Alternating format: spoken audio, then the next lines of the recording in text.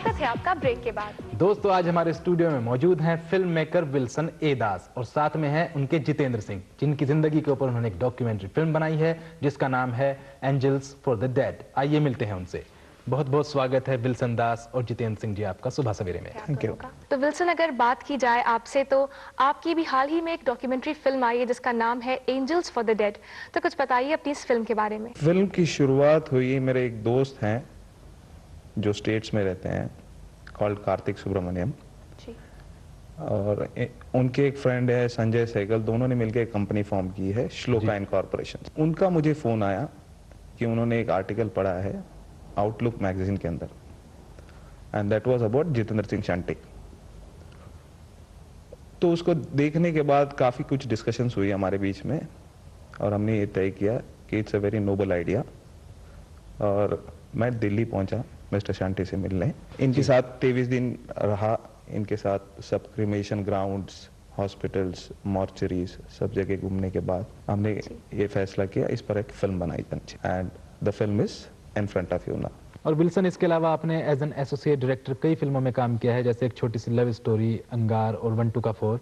तो आपने एक कमर्शियल फिल्म बनाने के बजाय ये डॉक्यूमेंट्री फिल्म से क्यों शुरुआत की है? इस सब्जेक्ट बड़ा यूनिक था और इस सब्जेक्ट पर किसी ने अभी तक हाथ नहीं लगाया है, तो that is one of the main reasons जो मुझे ये सब्जेक्ट बनाने पे थोड़ा फोर्स किया है। जी विल्सन, तो मूवी का सब्जेक्ट एग्जैक्टली क्या है? सब्जेक्ट इज डेथ, मतलब हिंदुस्तान में काफी प्रॉब्लम समझो या जो भी इसे कहें जी, कि लावारिस लाशों का क्रिमेशन कोई नहीं करता है, और जो रिस्पॉन्सिबिलिटी जितेंद्र सिंह शंटी ने दिल्ली शहर में लिया है। और जितेंद्र सिंह जी, आप इतने परोपकार का काम कर रहे हैं, तो ये कैसे और कब शुरू हुआ और क्यों करते हैं आप ये? देखिए, मैं समझता हूँ ईश्वर ने ही मेरा जिम्मा लगाया, और वो हादसा जो मेरी आंखों के सामने गुजरा 1996 में, कि एक ऐसा व्यक्ति लोगों की जली हुई लकड़ियां उठा रहा था जी।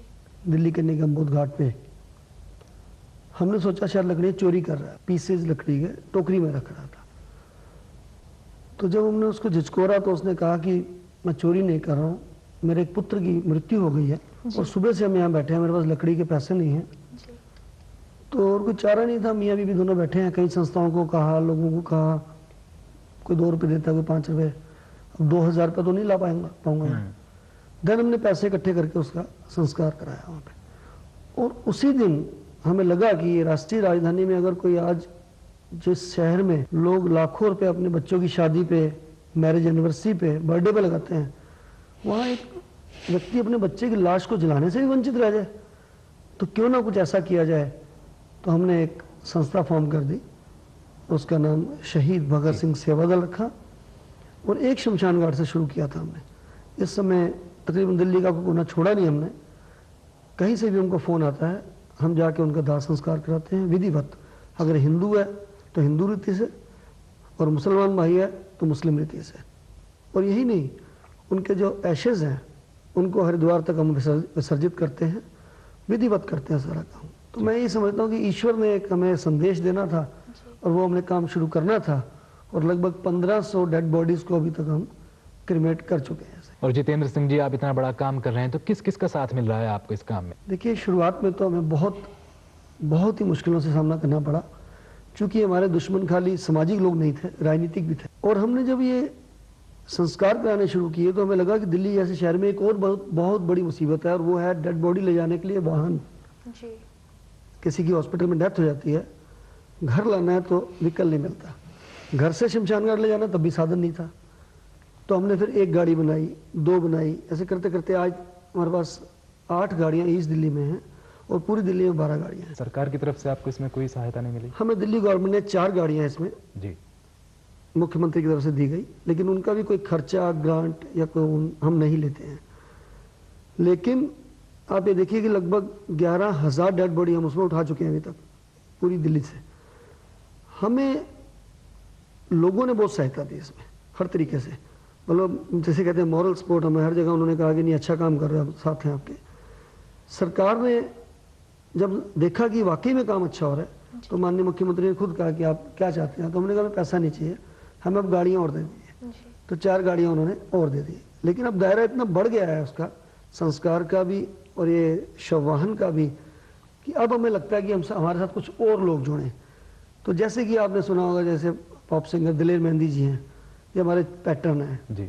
कपिल देव जी हैं, हमारे पैटर्न हैं, अच्छे लोग हमने अपने साथ जोड़े हुए हैं। जी विल्सन, वापस आपकी फिल्म की तरफ लौटते हैं। तो आपकी इस फिल्म को फ्लोरिडा में होने वाले वाई बोर फिल्म फेस्टिवल में भी स्क्रीनिंग के लिए नॉमिनेट किया गया है, तो आई एम श्योर बहुत ज़्यादा एक्सपेक्टेशंस भी होंगी। तो कुछ बताइए कि आखिर किस तरह की मूवीज़ इस फिल्म फेस्टिवल में दिखाई जाती हैं? वो फेस्टिवल बड़ी सीरियस फिल्म्स को लेके बनाई जाती है।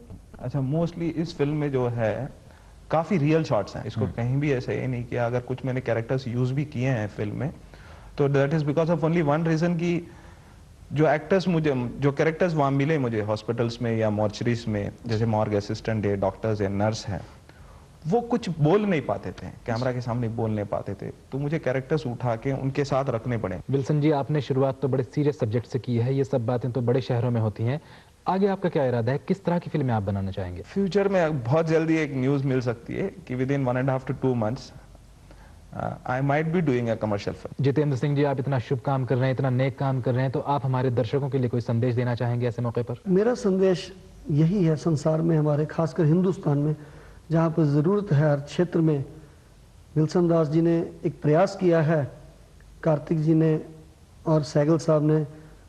मैं समझता हूँ कि हमें एक दिल्ली के कोने में ढूंढ लिया है इन्होंने पूरे विश्व में से, लेकिन ये शुरुआत है। आज ज़रूरत है देश के कोने कोने में ऐसे लोगों की, ऐसी संस्थाओं की, कि प्रशासन की तरफ और सरकार की तरफ ना देखें। हमारा फर्ज बनता है ऐसे लोगों को अपने साथ मिलाकर कंधे से कंधा रख के चलने का, जिनको संसार में जीना तो दूर मरने का भी हक नहीं है। ऐसे लोगों को उठाने का हमारा कर्तव्य बनता है। तो मैं यही कहूँगा कि अपने लिए जिए तो क्या जिए, तू जिए दिल जमाने के लिए। तो आइए कुछ झलकियां भी देख लेते हैं आपकी इस फिल्म की।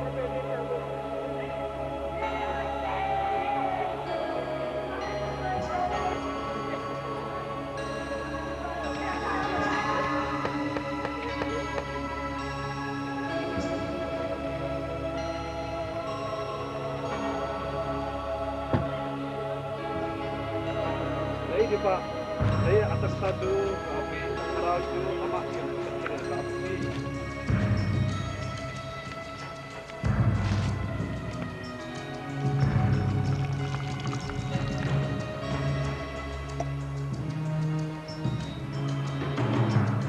एक और जिंदगी।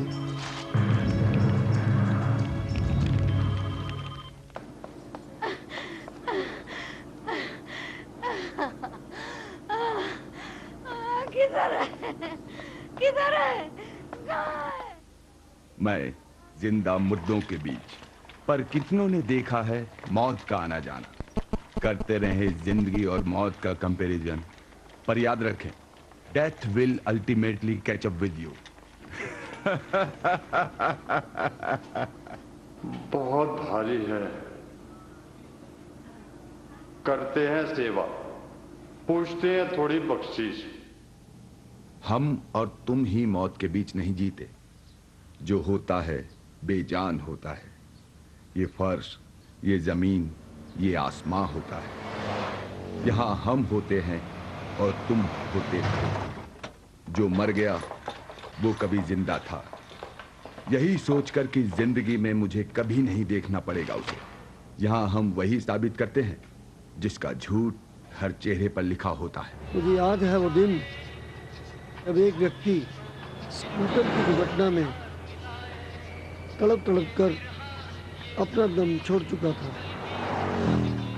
मैंने उसे अपनी एम्बुलेंस में डाला और सीधा हॉस्पिटल लेके गया और वो व्यक्ति आज तक जिंदा है। जितेंद्र विल्सन, बहुत अच्छा लगा आपसे बातचीत करके और हम पूरी दुआ करते हैं कि आपके इस काम में और भी बहुत लोग आपके सहयोग करें और आप दोनों हमारे स्टूडियो में आए, इसके लिए आपका बहुत बहुत शुक्रिया। बहुत बहुत शुक्रिया।